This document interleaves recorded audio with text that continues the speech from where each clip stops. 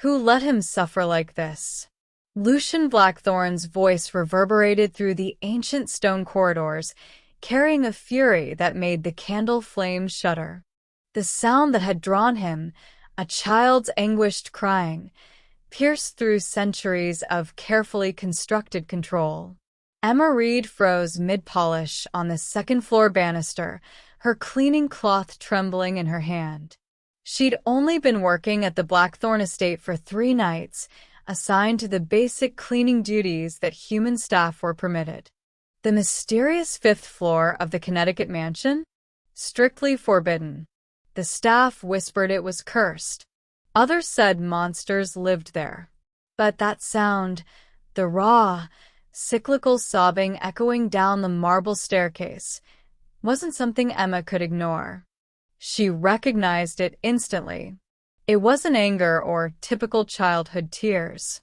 It was the sound of overwhelm, of a mind trapped in sensory chaos with no way out. Her younger brother Caleb had cried exactly like that. "Miss Reed," the head housekeeper's sharp whisper cut through the darkness. "The upper floors are forbidden to cleaning staff." Emma's hand was already on the banister, her feet moving toward the stairs. Some rules, she decided, were meant to be broken. Welcome back, my beautiful friends. If you're hooked in and you're ready to enjoy this story, click subscribe and let me know in the comments where you're watching from, because tomorrow I will be giving you another story just as interesting as this one. And you don't want to miss it. Now, let us begin. The 5th floor was colder than the rest of the mansion. Emma's breath came in short bursts as she reached the landing, her heart hammering against her ribs. The crying was louder here, raw and desperate, echoing off walls that looked older than America itself. The door at the end of the hallway stood ajar, flickering light pulsing from within. She pushed it open slowly. The room was a contradiction. Ancient tapestries hung beside modern sensory projectors.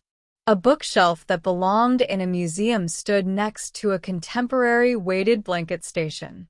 And in the center of it all, a small boy rocked violently on the Persian rug, his forehead striking the edge of that centuries-old bookshelf with a rhythm that made Emma's stomach clench. No one was with him. No caregiver, no parent, no one. "Hey, sweetheart," Emma whispered, staying near the doorway. The boy didn't acknowledge her. His hands flapped frantically, his breathing rapid and shallow. She recognized every sign. This wasn't defiance. This was a nervous system in complete overwhelm. She lowered herself to the floor several feet away, making sure her movements were slow and visible. "I'm just going to sit here, okay? You're safe." Her voice was barely audible over his cries, but she kept it steady, rhythmic. The same tone she'd used with Caleb 1,000 times. The boy's rocking slowed slightly. Emma kept her hands where he could see them, palms up, non-threatening. Then, carefully, she lifted one hand and traced a simple sign across her chest. "Safe." A gesture her grandmother had taught her when words couldn't reach Caleb's panic. The boy's eyes flickered toward her. Just once. Then back to his repetitive motion. Emma began to hum softly, a low vibration she knew could be grounding. She pressed her own hands together, modeling the pressure that sometimes helped. "You're doing great," she whispered. "We can get through this together." His crying began to ease, the violent rocking gentling to a sway. "What the hell are you doing?" The voice cut through the room like a blade. Emma turned sharply. The man in the doorway was impossible to describe as merely handsome. He was carved from marble and shadows, tall and imposing in a way that made the spacious room feel suddenly small. His dark hair was pulled back, revealing a face of sharp angles and an expression of barely restrained fury. But it was his eyes that stopped Emma's breath, impossibly dark, reflecting the light in a way that didn't seem quite right. "I'm sorry, sir," Emma said, starting to rise. "I heard him crying and—" "Who gave you permission to be in this room?" Each word was precisely enunciated, laced with an authority that felt ancient. "No one." He needed help. "Step away from my son." The command was absolute. Emma obeyed, moving aside as the man, Mr. Blackthorne, she realized, strode toward the boy. But the moment he reached for him, the child erupted. His screams pierced the air, his small body thrashing with a strength that seemed impossible for his size. "Adrian, stop." Blackthorne struggled to hold him, shock flashing across his perfect features. "May I?" Emma stepped forward, instinct overriding fear. Blackthorne didn't refuse. Emma knelt beside them and opened her arms. Adrian twisted toward her like a plant toward sunlight and collapsed into her embrace, his hands gripping her uniform sleeve. His face pressed into her shoulder, and within seconds, his screaming subsided into shuddering breaths. The silence that followed was absolute. Blackthorne stared at them, his expression frozen somewhere between disbelief and something that looked almost like pain. "How?" His voice had lost its sharp edge. "What did you do?" "Nothing, sir," Emma said softly, maintaining the gentle pressure Adrian seemed to need. "I just listened and signed a little sign language. My brother Caleb is nonverbal autistic. This used to help him when he couldn't regulate." Something shifted in Blackthorne's face. His posture, so rigid a moment ago, seemed to soften almost imperceptibly. "Your name?" "Emma." "Emma Reed. I clean the East Wing." "You're not a therapist?" "No, sir." "Just a cleaner." He watched her hold his son, this stranger who'd accomplished what no specialist had managed in. How long had it been? His expression was unreadable, but Emma saw the way his hands had relaxed at his sides, the way he was looking at Adrian with something like wonder. "You'll come back tomorrow night," he said finally.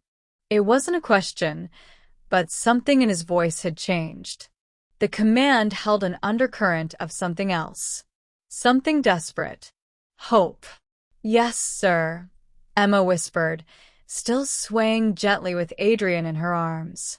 As Blackthorne turned to leave, Emma's mind caught on his words. Tomorrow night. Not tomorrow. Tomorrow night. She realized, with a strange chill, that she'd never seen him during the day. Never seen any of the family during daylight hours. But Adrian had finally stopped crying, his small body relaxing against hers, and that was all that mattered. For now. The summons came at sunset. "Mr. Blackthorne wishes to see you in his study, Miss Reed."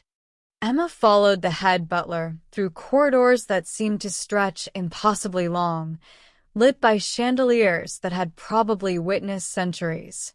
When he opened the double doors to Lucian Blackthorne's private study, her breath caught. The room was a cathedral to knowledge. Floor-to-ceiling shelves held thousands of books, their spines cracked with age. She recognized some titles, first editions worth fortunes, but others were in languages she couldn't identify. Some looked like they predated the printing press. How did one man acquire such a collection? Lucian stood by the window, silhouetted against the dying light.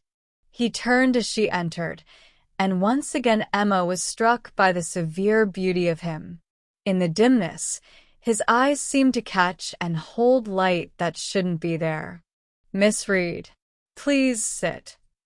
She lowered herself into the leather chair across from his desk, acutely aware of her cleaning uniform in this room of obvious wealth and power. "I'll be direct," Lucian said, his voice carrying that same precise quality from the night before. "I want to hire you as Adrian's personal caretaker." Emma's heart jumped. "Sir, I'm not qualified. You accomplished in 5 minutes what specialists haven't managed in decades. He paused, something flickering across his face. You reached him. That's qualification enough. I don't understand. Decades. He waved the question away. The position comes with conditions. You would live on site, work exclusively during evening and night hours, and you would sign an ironclad non-disclosure agreement. What you see in this household, what you learn about my family, can never be shared. Not with friends, not with family, not with anyone. The intensity in his gaze made her shiver. This wasn't a standard NDA. This was something else. The salary would be triple your current wages. He named a figure that made Emma's mind reel. That amount would clear her grandmother's medical bills, pay for Caleb's care facility for years, give them breathing room for the first time since the accident. Why so much? She asked carefully. Because Adrian is priceless to me.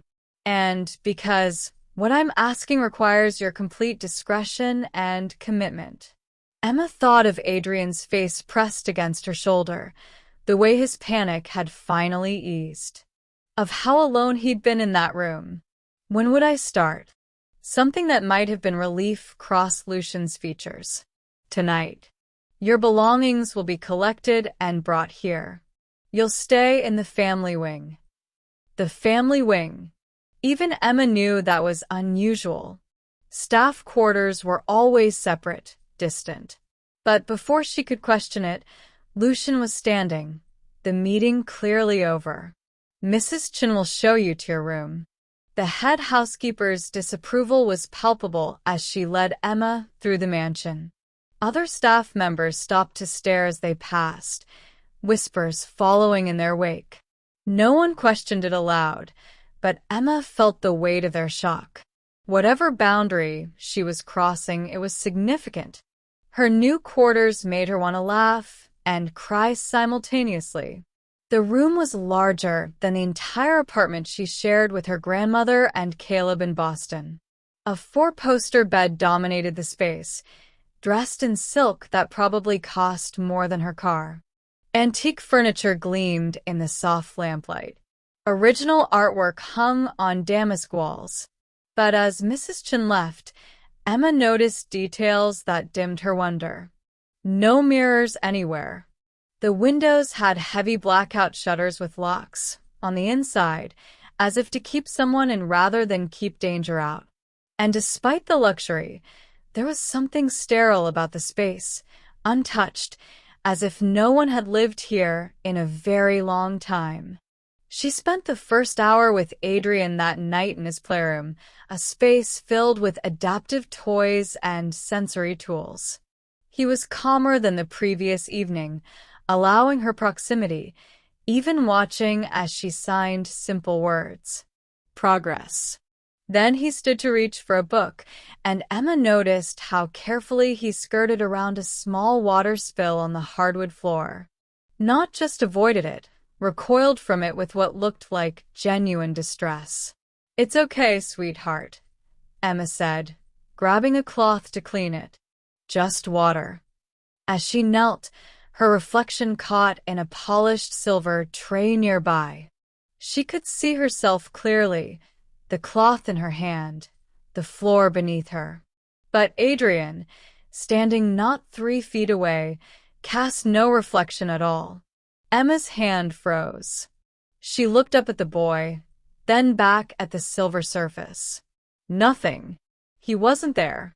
Not in the reflection. Her mind began connecting dots she'd been unconsciously avoiding. The night-only schedule. No mirrors. The way the senior staff moved too quietly, too gracefully. Food prepared in the kitchens, but never eaten by the family. Lucian's impossible beauty, his eyes that reflected light strangely. Books in his study that shouldn't exist because they were too old, too rare.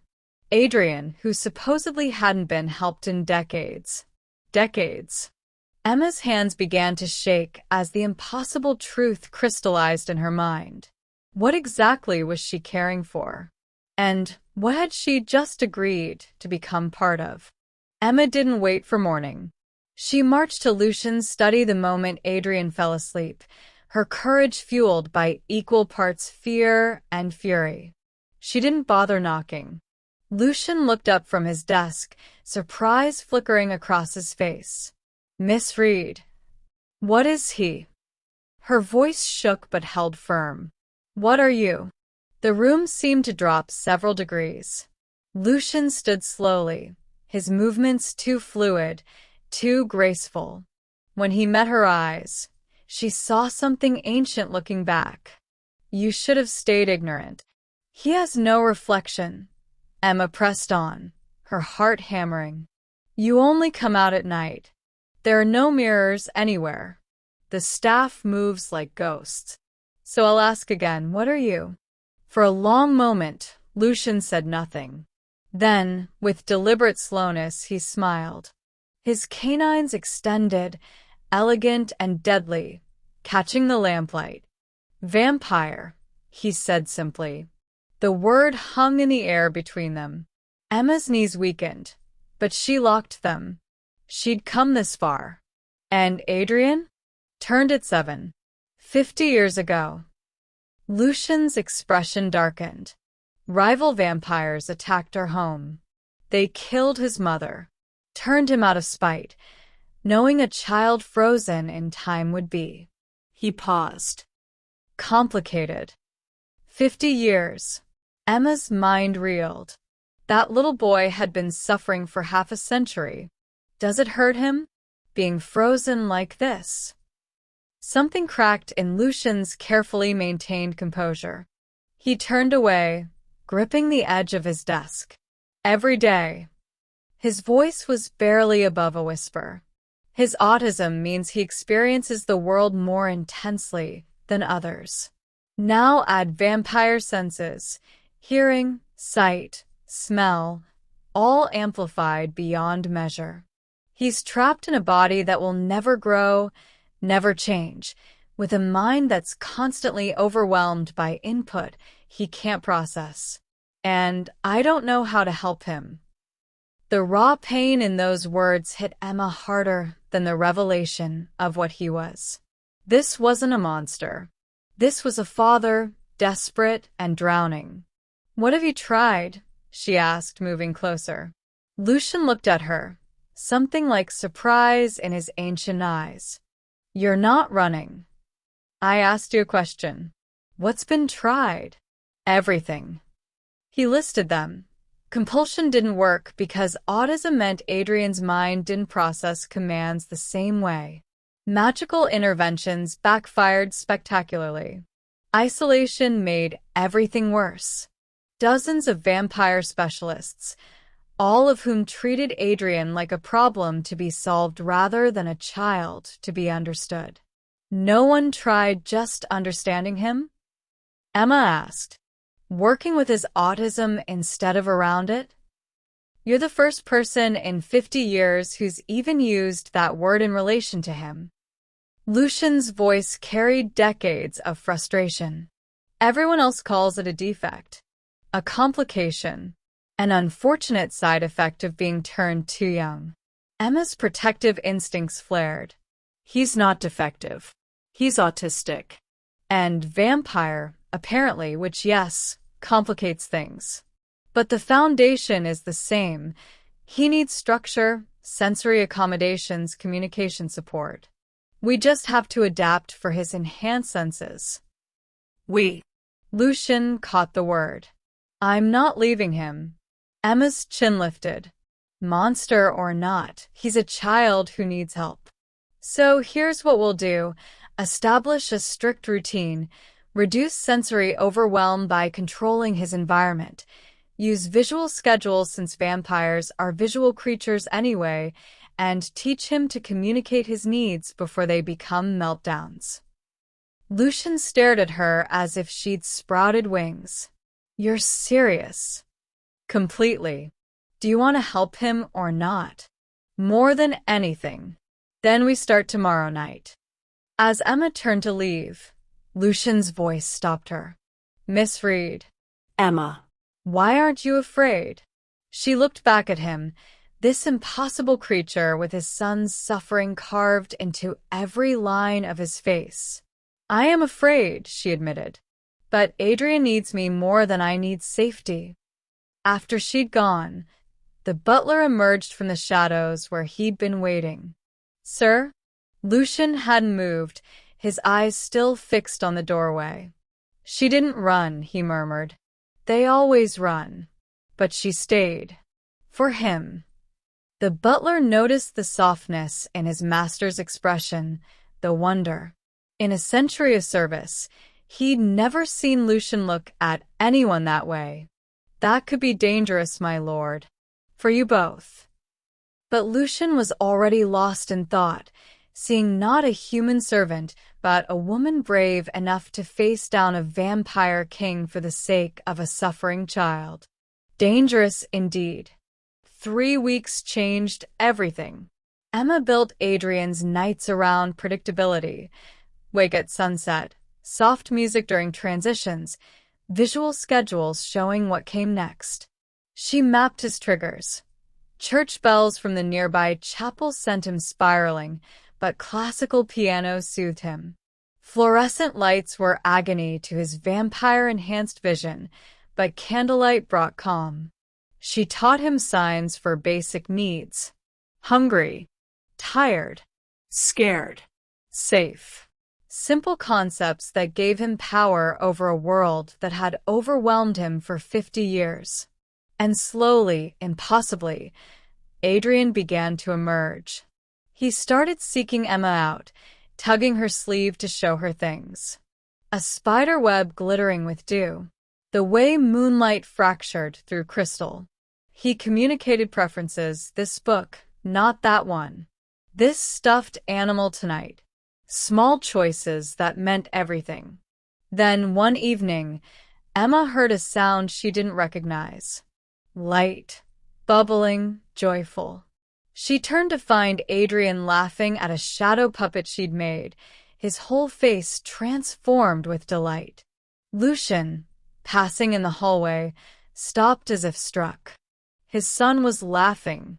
He hadn't heard that sound in half a century. After that, he found reasons to linger.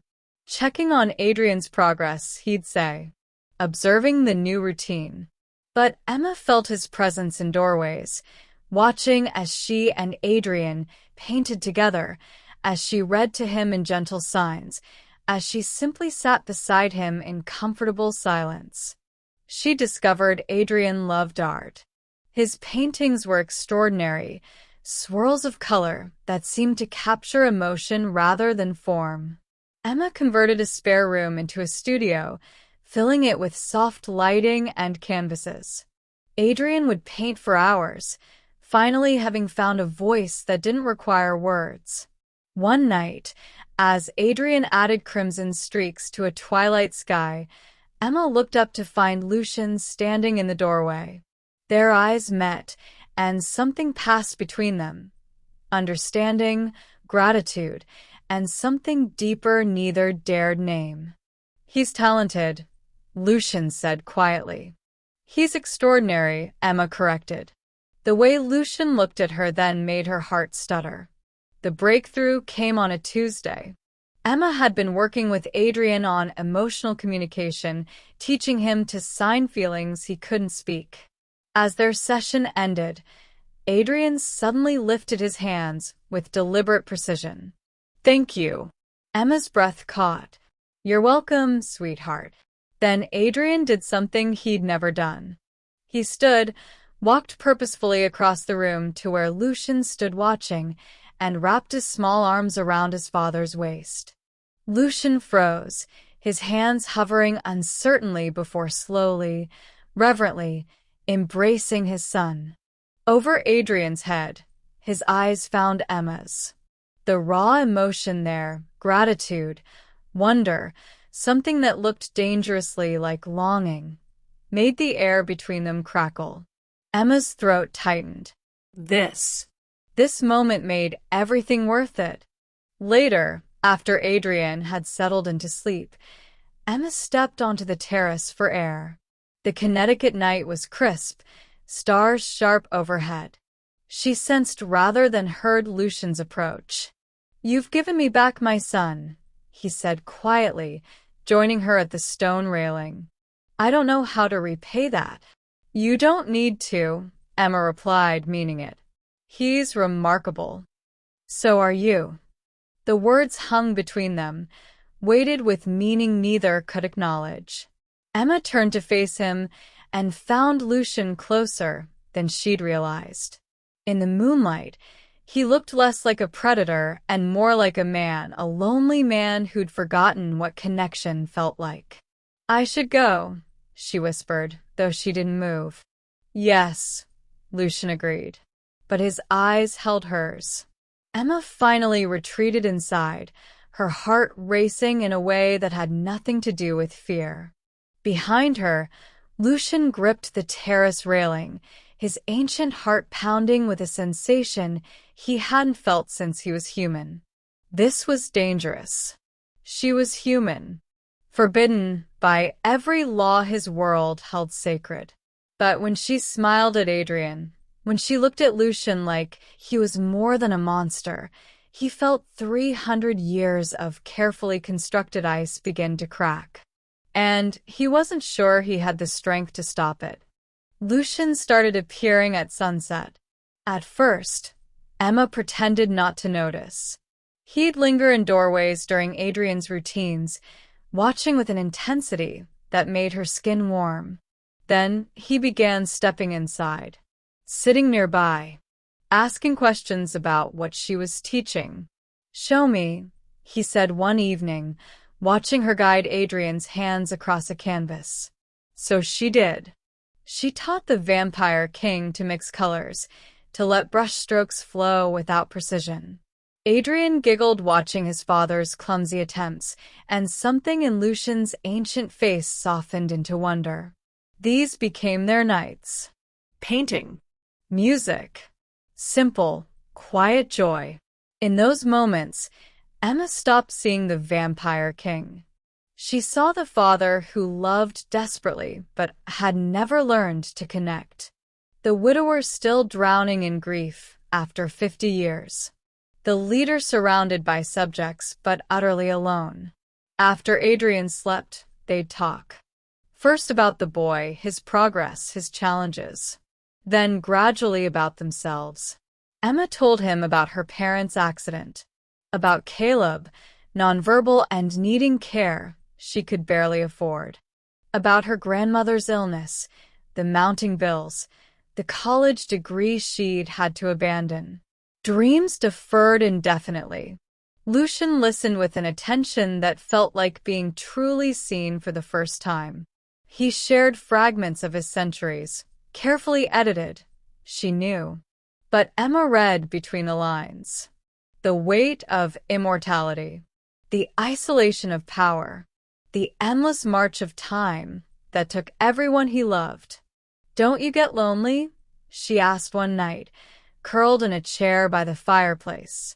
Lucian stared into the flames. "I've been lonely for 50 years. He turned to meet her eyes. "Until recently." The air between them crackled. Emma's breath caught, but the household had noticed. "The court is asking questions," the butler warned Lucian the next evening, his ancient voice grave. "A human in the family wing. It's unprecedented. Dangerous." Mrs. Chen cornered Emma in the hallway. "Mr. Blackthorne isn't what you think," she hissed.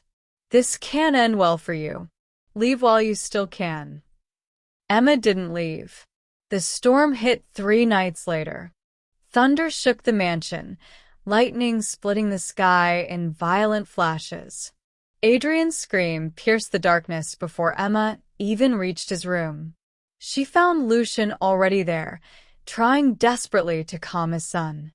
But Adrian was beyond reach, the thunder triggering every sensitivity, autistic and vampire, simultaneously. His small body thrashed, overwhelmed by sound and light and terror. Together, Emma said, positioning herself beside Lucian. Deep pressure. Like this. They wrapped around Adrian in tandem, creating a cocoon of steady weight. Their hands touched as they adjusted their hold, and electricity shot through Emma's entire body. She felt Lucian tense, felt his fingers still against hers. They stayed that way as the storm raged and Adrian's panic slowly ebbed. When his breathing finally steadied into sleep, neither moved. Neither let go. Emma, Lucian whispered, his voice rough. You should leave this house. Before what? His jaw tightened. Before I fall completely. Before they hurt you. Before I can't let you go. But he couldn't say any of it. Instead, he stepped back, his hand sliding from hers like a physical loss. Get some rest. Emma retreated to her room, heart pounding against her ribs. She pressed her back against the door, eyes closed, still feeling the ghost of his touch. She was falling for a vampire king. And it was the most dangerous thing she could possibly do. They arrived without warning. 3 black vehicles swept up the estate's drive at midnight, and Emma felt the temperature drop before she even saw them.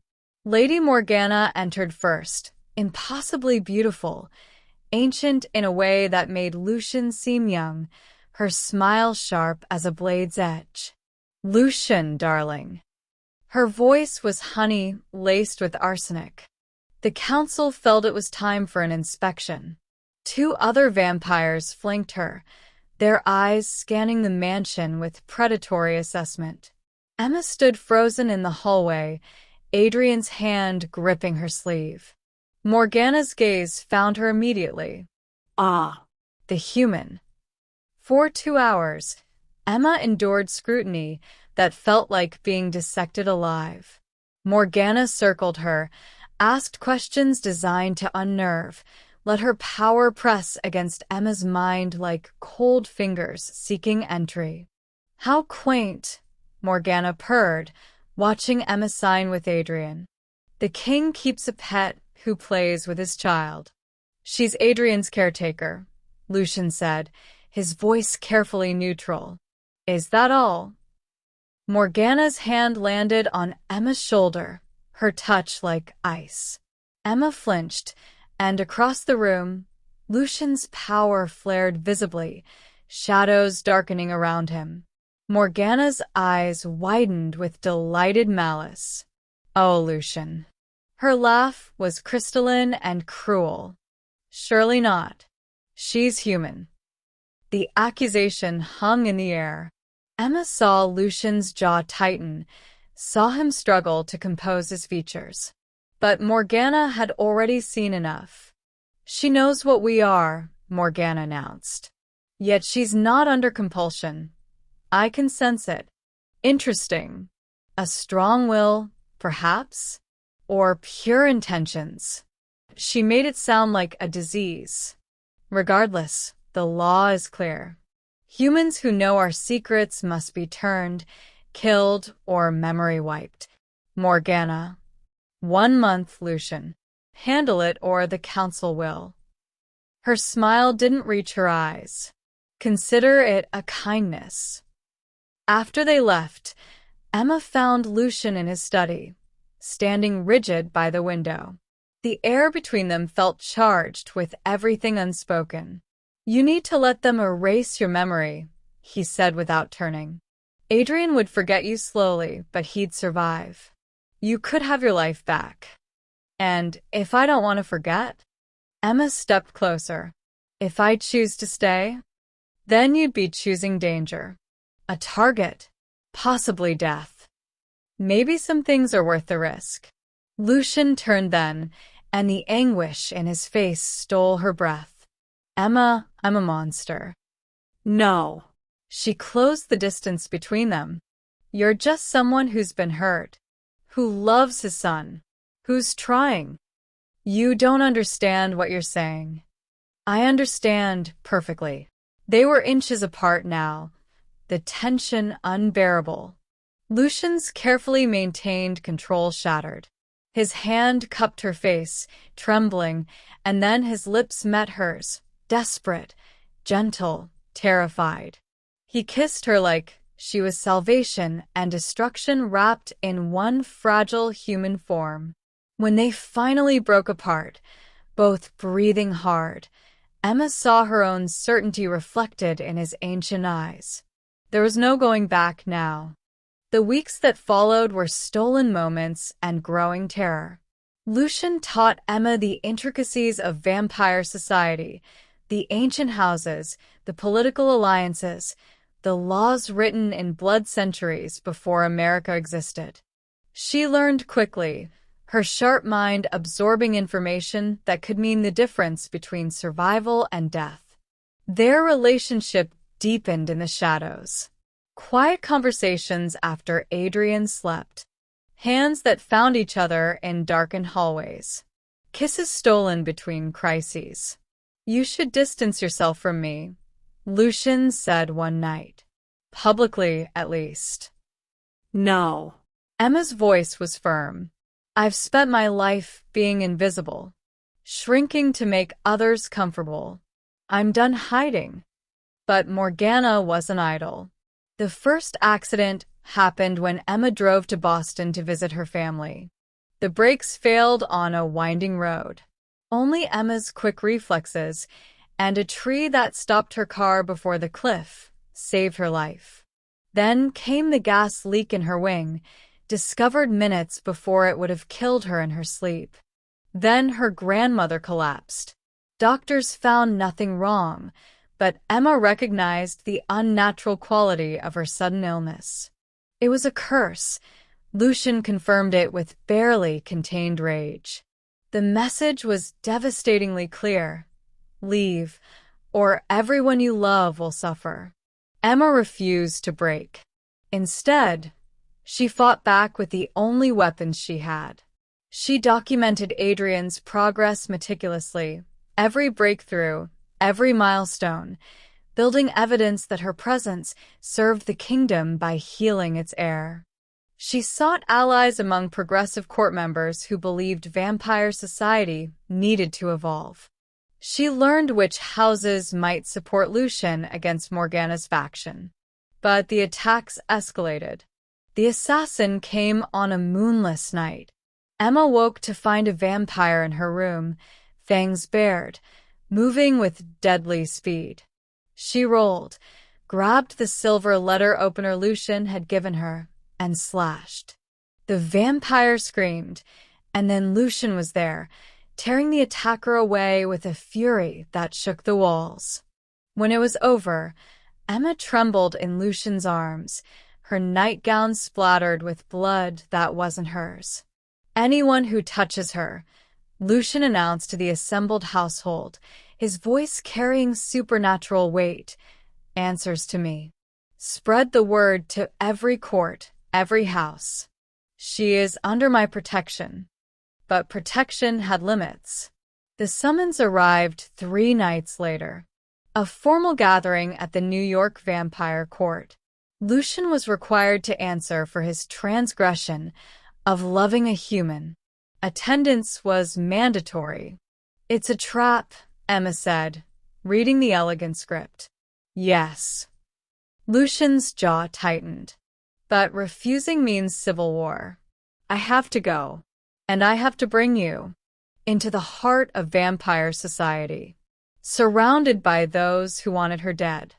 I won't let them hurt you," Lucian vowed, pulling her close.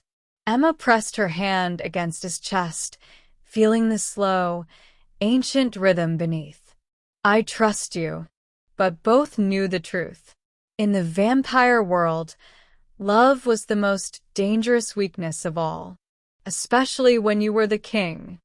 The Fifth Avenue penthouse glittered with ancient wealth and barely concealed violence. Emma descended the marble staircase on Lucian's arm, acutely aware of every immortal eye tracking her movements. Her gown, midnight blue silk worth more than her childhood home, whispered against the floor. She felt like prey dressed in peacock feathers. Lucian presented her as Adrian's essential caretaker, but no one believed the pretense. They saw how he stayed close, how his hand pressed possessively against her back, how the feared Vampire King's eyes softened when she smiled. The court was scandalized. Intrigued. Hungry. Morgana materialized before them, resplendent in crimson. "Welcome, dear Emma." Her smile glittered like broken glass. "If you truly belong in our world, prove your worth. Navigate our court alone for 1 hour. Show us you're more than a fragile human." Emma felt Lucian tense beside her. But refusing meant showing weakness, and weakness meant death. 1 hour, Emma agreed. The next 60 minutes were warfare conducted in whispers and wine glasses. Vampires circled her, probing for vulnerabilities, their questions barbed with centuries of cunning. Emma answered carefully, drawing on everything Lucian had taught her. Then Lord Ashworth, an ancient vampire, mocked another for wasting resources on a disabled grandchild. "Weakness," he sneered. "The creature should have been destroyed." Something in Emma snapped. "Caring for those who struggle isn't weakness," she said, her voice carrying across the sudden silence. "It's the measure of true strength. Any predator can destroy. It takes real power to protect."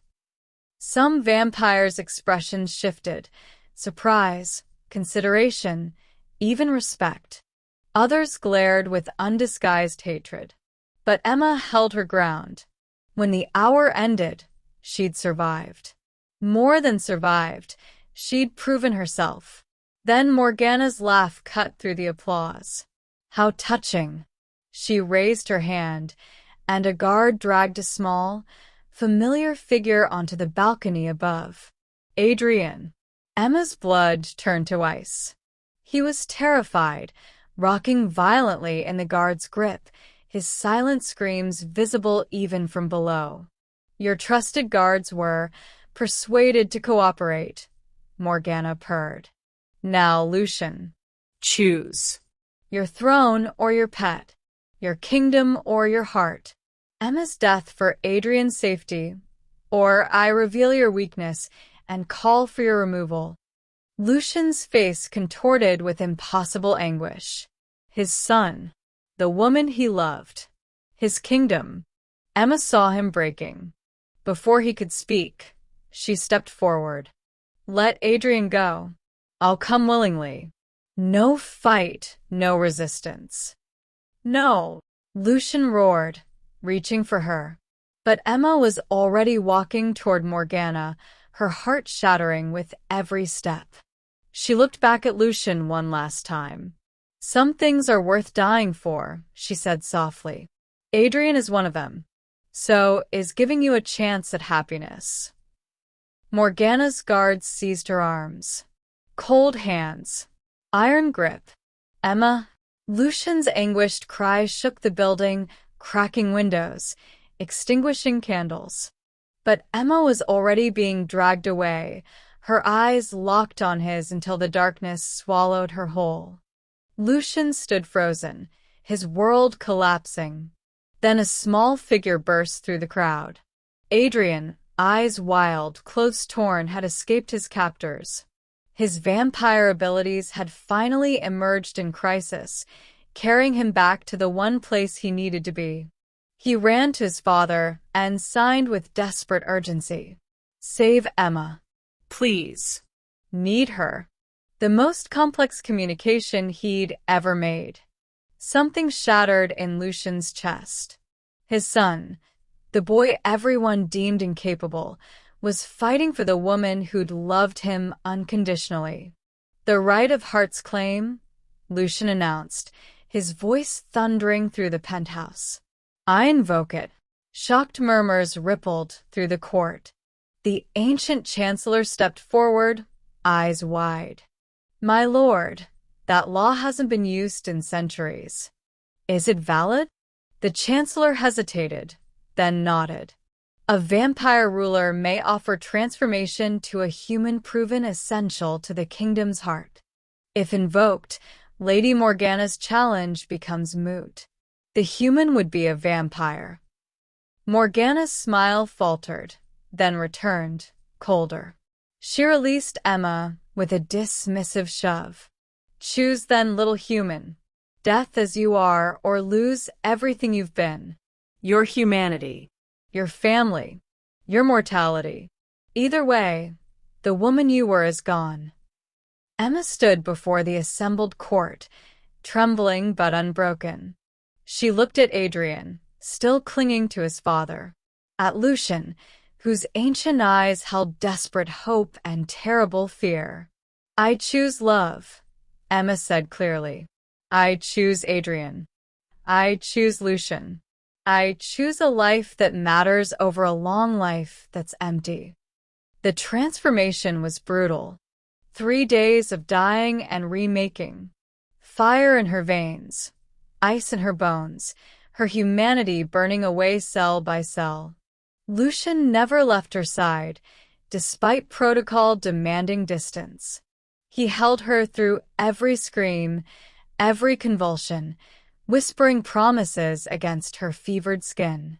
Come back to me. To us. Adrian needs you. I need you. On the 3rd night, Emma opened her eyes. The world was sharper, brighter, overwhelming, sensory chaos she now understood intimately. She was a vampire, powerful, immortal, and when Adrian ran into the room and threw himself into her arms, when Lucian cupped her face with reverent hands, she knew she'd chosen correctly.